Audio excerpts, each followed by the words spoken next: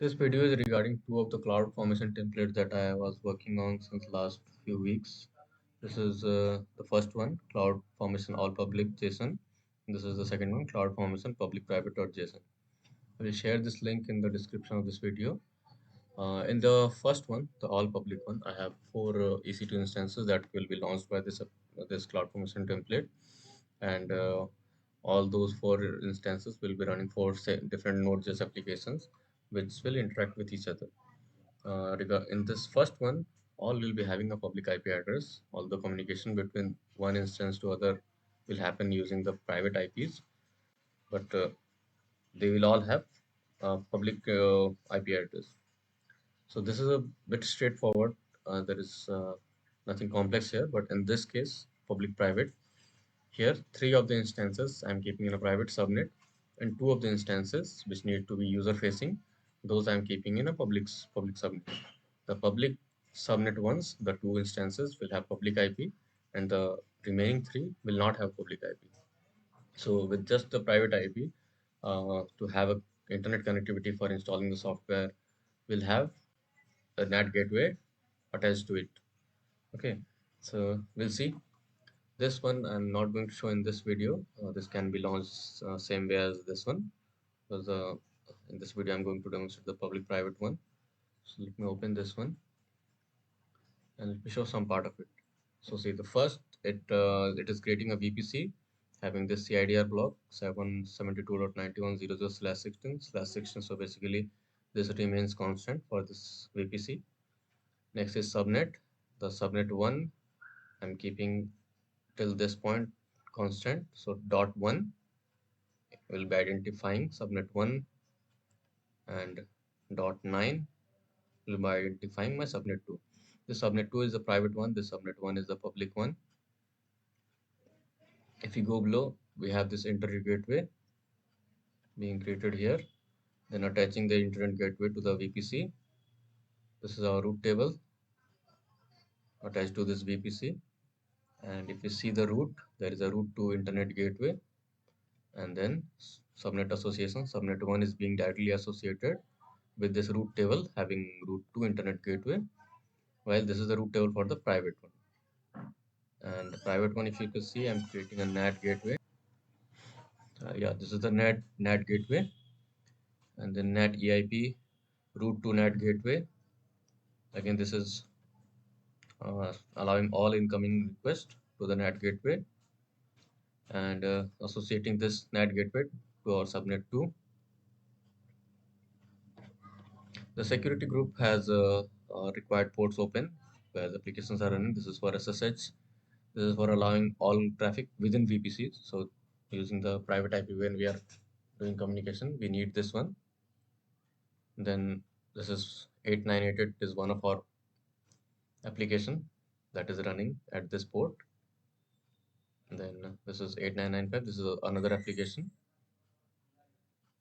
Okay, and these two are for allowing incoming requests from public internet. So these two, you'll see this is one of this 8995 is the UI application, and this is the another UI application which shows interaction between different services.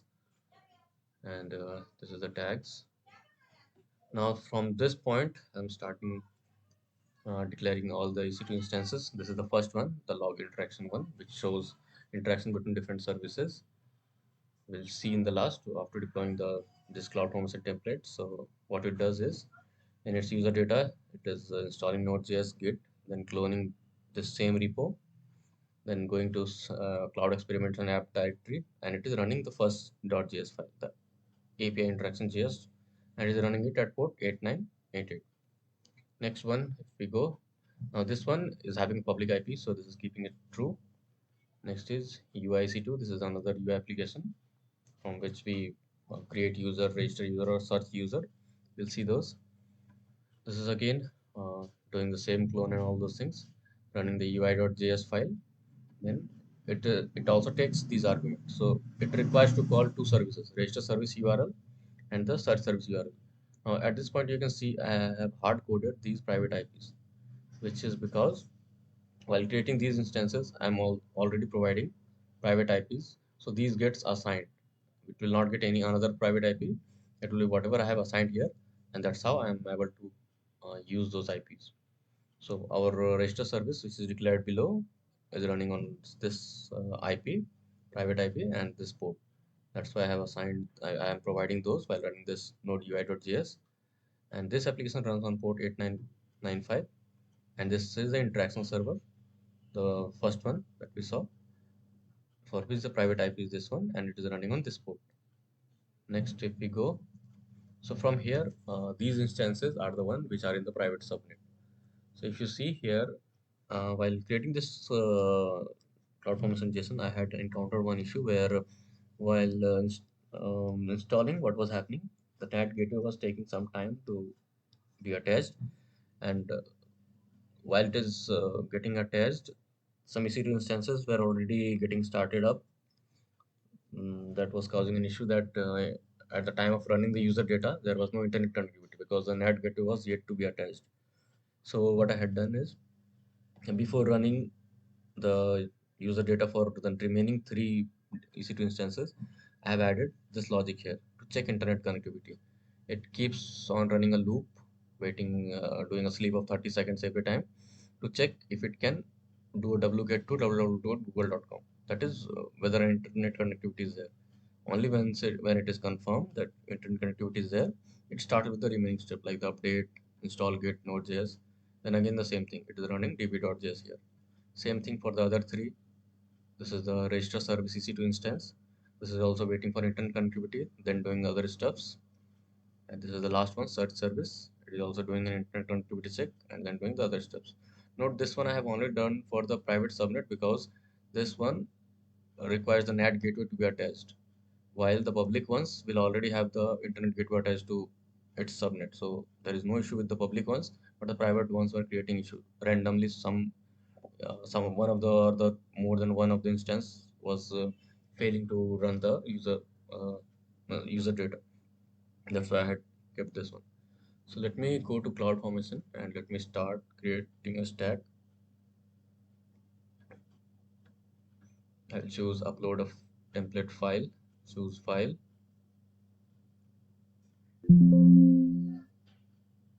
This is the one, public private. At this point, you will get a button view in designer. You can see the how the hierarchy is there, like how the different components are connected. Let me show you. So when it opens, it goes to the down. So I had to zoom, make it smaller, and then I can make it large. Let me do that.